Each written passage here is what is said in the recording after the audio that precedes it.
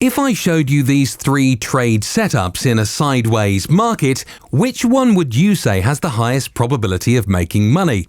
If the market moves sideways for the next 6 months, do you know which entry strategy is more likely to work?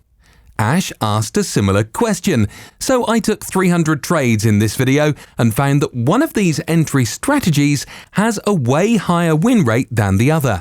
When the price is making similar swing highs and lows like this, it's called a sideways or range market. In fact, as we have seen after taking 26,000 trades in a previous video, this happens more than 70% of the time. So knowing the highest win rate range market strategy is more important than one might think.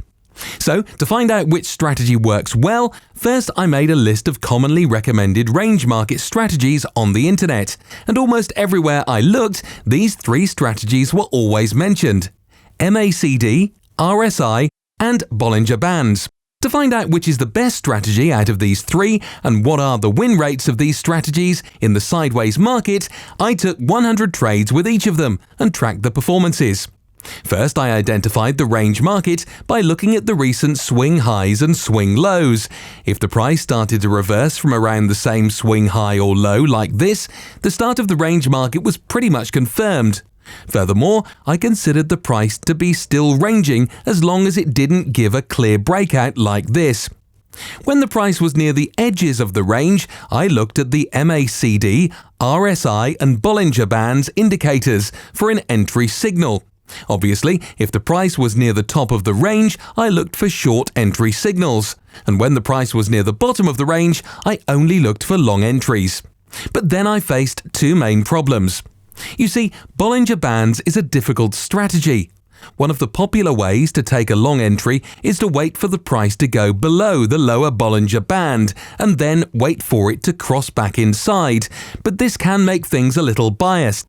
To solve this problem, I used the %B indicator instead.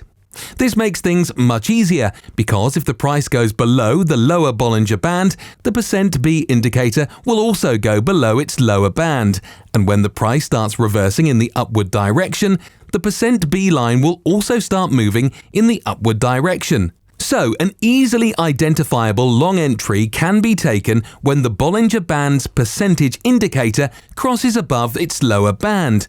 A short entry is when the %B line crosses below its upper band. The second problem was that while testing these 3 strategies at the same place, a high reward-risk ratio profit target of some of them was going outside the range. So, to solve this problem and to make sure the profit target stays inside the range of all strategies at all times, I used a 0.5 to 1 reward-risk ratio. Keep this in mind when you see the win rate next.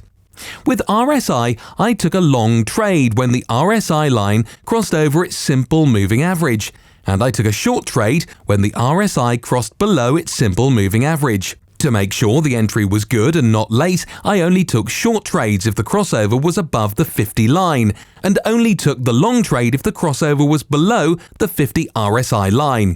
With MACD, I took long trades when the MACD line crossed above its signal line, only if the crossover happened below the 0 line.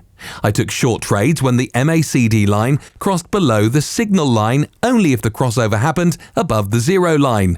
In all of these setups, the stop loss was set just out of the range.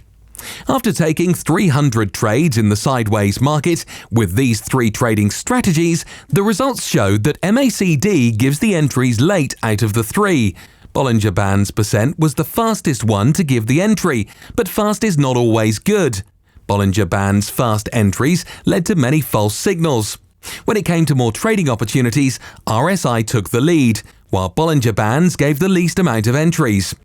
MACD had the highest win rate at 78%, RSI had a win rate of 70%, and Bollinger Bands had a win rate of 60%. Remember that the reward-risk ratio was 0.5 to 1, so the break-even win rate is around 67%. The results showed that Bollinger Bands straight up lost money in the same market structure. The RSI was good enough and profitable. And yes, as regular viewers of the channel probably guessed, MACD was the best strategy for finding entries in a sideways market. Now you know what to use to find entries in the range market. That's all.